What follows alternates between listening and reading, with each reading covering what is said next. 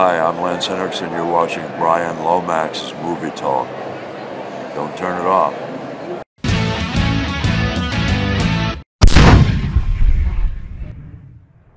Hello there, welcome to Bryan Lomax Movie Talk, continuing my series of reviews on the Alien franchise.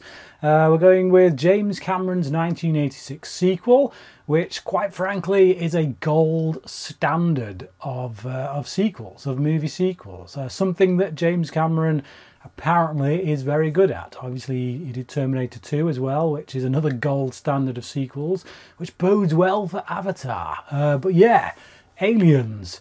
This is the director's cut that I'm reviewing because that's the one I watched before this review, and I've got to say it's the only one I do watch when I watch the film because I think it is the best cut of the film. So yeah, we start the film essentially where the first film left off, with Ripley floating through space in hypersleep. It just so happens to be 57 years later. Yeah, she by sheer fluke got picked up by a salvage team and would have otherwise been floating out in space for the rest of time. But yeah, 57 years have passed. We learn that actually she did have a daughter, so a piece of information we never got given in the first film. Not that we needed it at that particular time, so it doesn't feel like it's something they've just hocked up like. But yeah, she had a daughter who has now passed away. And this really kind of cripples her a bit emotionally because, well, obviously it was a daughter and she's got a lot to process here, but the last thing she did was promise her daughter that she would be back for her birthday. The film is about motherhood and you know, and this element of the story, a lot of which was cut in the theatrical version, really sets up those themes. The fact that this character that we're with, our main character, is essentially a mother dealing with the loss of her own child. So when it turns out that the planet from the first film has now been colonized, Ripley gets rather upset, and it also turns out that this colony gets lost contact with, so they send a military team out there to check it out, see what's going on, and they want her to go as an advisor, having dealt with this thing previously. She does, reluctantly, and while they're out there, yeah, they basically find that all the colonists have been killed by the aliens. There's one sole survivor, this young girl called Newt, that, yeah, becomes Ripley's surrogate daughter. Like I say, continuing this theme of motherhood on, which is also evident in the aliens, because we get to see the alien queen, the alien mother.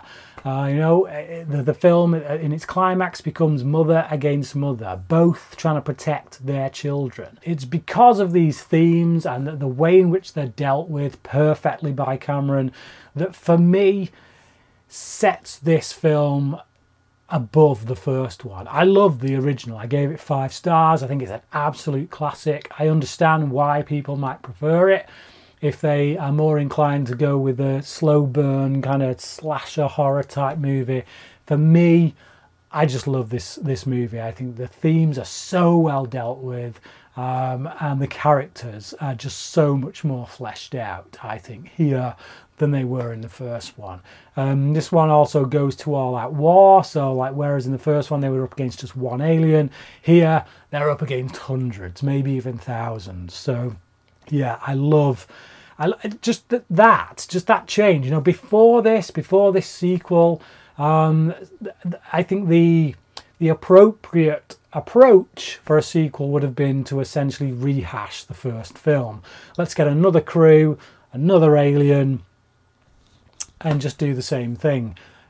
But what makes this film so good is just the fact that Cameron does something completely different. You know, he makes an all-out war film, a much bigger canvas, really broader, you know, group of characters.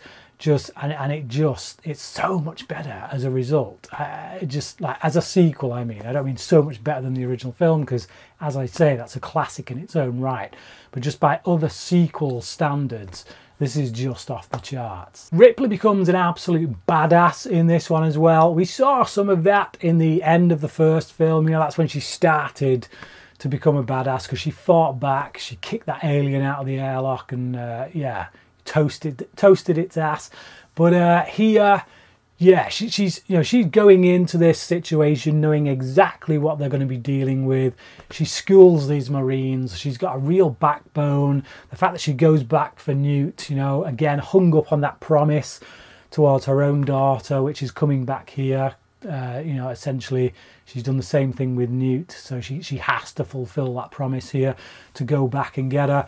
But yeah, she's such a badass. She makes some of these Marines just look like, yeah, feeble, wet lettuce types. So yeah, I love it. Love her character.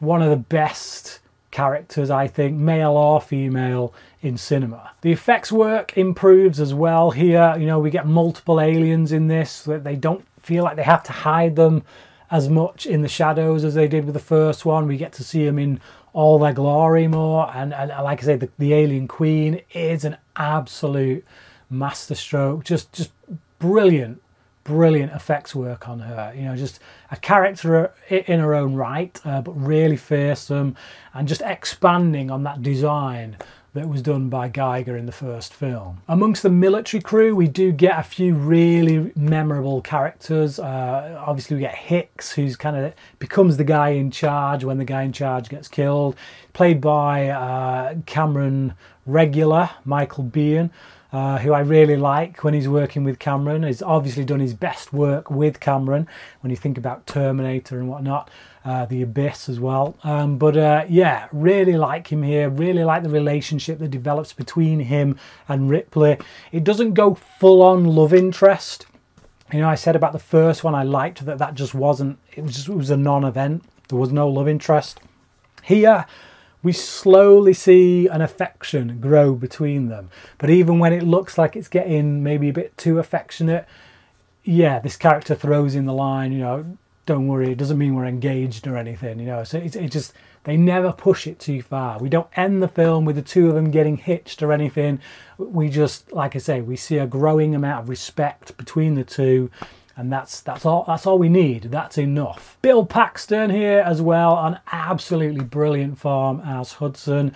What I can only assume is ad-libbing lines. I don't know if half of his lines were written, but if they were, it's certainly Paxton who brings them to life. It's him who adds that character, who really makes them memorable and quotable. I love the fact that when the film starts out, he's the most mouthiest. He's total badass. He's banging on about all the weaponry he's got and how they're just a force to be reckoned with. And as soon as the crap hits the fan, so to speak, he's bitching like a baby. And it's a really great turn. Again, it's Paxton who sells it. It's him who sells that turn. I love Lance Henriksen in this film as well. Given that we had Ash in the first film, which left a bit of a bad taste in our mouth with regards to the robots in this world, the androids, to have another one come back here. I remember when I first saw this, I mean, this was the first film I saw in this franchise, but even then, even when I saw it back then, I had a distrust for him. Because Ripley had a distrust for him. Everything that Ripley has said so far has come to pass with regards to the aliens. So the fact that she distrusts this guy means that, okay, I'm with her, I distrust this guy. So I like his arc, the fact that he proves himself and that he washes away the stain of Ash from the first film and becomes someone that you can trust in. Paul Reiser is great as Burke as well. He's just a scumbag, really. I remember when I first watched this, I must have been about 13, I reckon, 13, possibly 14. And there was something about him that I kind of felt was maybe misunderstood. That he wasn't quite the arsehole that he turns out to be, but ends up just going that way through some bad choices. But watching it for these reviews, watching it as an older guy compared to being a teenager, that is, yeah, he's an ass. He's a proper company man. He's thinking about the bottom line and nothing else. Money, money, money for this guy. What can we get out of this alien life form? And he's an absolute scumbag. And when he unleashes those face huggers on Ripley and Newt, that is the final straw that makes you think this guy wants chucking out of an airlock. But Reiser is great in the role. It's his performance that I think sells the character, as it does with all of the people in this, the characters in this, the actors. I just think, again, it's one of those films where every level of it is on point, from the script, the direction, the performances.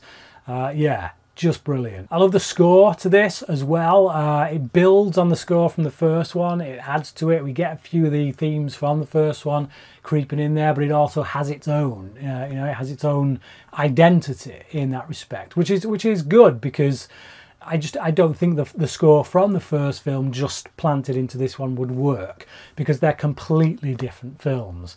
So yeah, I like the score here, and I think I like the score to this one more than I do the score for the first one. It was watching it this time around as well that kind of, mostly because of criticisms I'd heard about Alien Covenant, a film that I really love. I was looking at the originals thinking, well, is there anything they do that Covenant was guilty of that no one calls them out on? And one of the things that with this film is that actually the aliens don't really get much of a look in until well into an hour of the movie, like really seriously into an hour of it. It's all story, it's all character building. And the fact that you never get bored, the fact that you're never like, oh, just bring on the aliens already, is a real testament to just how strong the script is and how strong these characters are. The thing is, most modern action movies or any kind of movie, horror, this does fit into the horror genre as well as it does sci-fi. So many genres this covers. But any film of that kind, I think, could really learn a lesson from this film, which is that character building is so important. We care for these people so much, so when they do start dying, it really hurts. It really hurts to see some of them go. So yeah, it just, like I say, once all hell breaks loose, it just builds and builds and builds to an amazing climax, a really great climax. Like I said, it just keeps on building until we get to that awesome showdown between Ripley and the Queen, when Ripley's in that mech suit thing. I remember seeing that for the first time back in my early teenage years, and I was just glued to the screen. It amazed me, and even today it looks brilliant. Seeing how that suit works, it looks like a proper working industrial kind of piece of machinery. I don't know how they pulled that off, but it does look absolutely amazing. The facehugger scene as well, the one I was talking about, in which Burke kind of sets them loose on Newt and Ripley, is one of the most tense sequences of the film, or any film for that matter. Just seeing these things run around, knowing the power they have, and once their tail kind of latches onto your neck, you don't stand much of a chance. So yeah, and seeing the little girl go up against one when she's got it trapped, and it's just like moments away from breaking free before all the Marines bust in and kill it.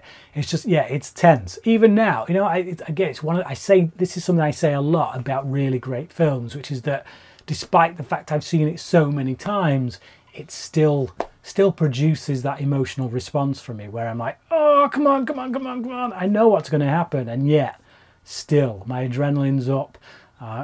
Just fantastic. Absolutely fantastic. So Aliens, for me, as I say, it is one of the best sequels ever made, even today. It cemented my love of this franchise. Like I say, it was the first one I'd seen, so I loved the franchise from day one, basically. I love it. I give it a 5 out of 5. But what about you? What do you think of this classic? Do you even think it deserves the term classic to begin with? Let me know. Comment below. Let me know your thoughts. Thanks for watching. And until next time, cracking.